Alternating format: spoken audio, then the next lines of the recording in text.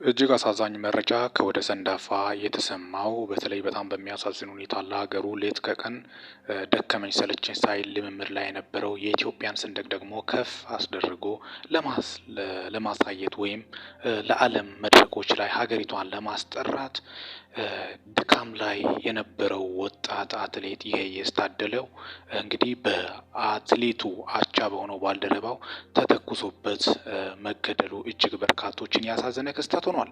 ሟቹ አትሌት እንግዲህ ምስሉ ላይ እንደምትመለከቱትም ነው። ገዳዩ እንግዲህ መተት አሰርተብኛል፣ መተት አሰርተ ነው እንዲህ ምናምን በማለትም በማይሆን ነገር እንደገደለው ጭምርም ነው። ገሎ ደግሞ ለማምለጥ ሲሞክር በአካባቢ ያሉት አርሶ አደሮች እጅግ የጀግና ስራ በመስራት አትሌቱን ተሯሩጦ የገባበት ቦታ ገብቶ እንደምንም ገዳዩን ሊይዙት ችሏል ማለትም ነው። በጣም በሚያሳዝን ሁኔታ እንግዲህ በዚህ ደረጃ አስከፊ ነገር እንዴት አንድ ብሔራዊ ሯጭ ሀገርን ይወክላል የተባለው እንደዚህ አይነት ዘግናኝ ድርጊት ያደርጋል በማለት ነው በርካቶቹም ሀዘናቸውን እየገለጹ ያሉት። እጅግ ልብ ሰባሪ ነው። ለቤተሰቦቹና ለወዳጅ ዘመዶቹ መጽናናት እንመኛለን ከሚዲያችን።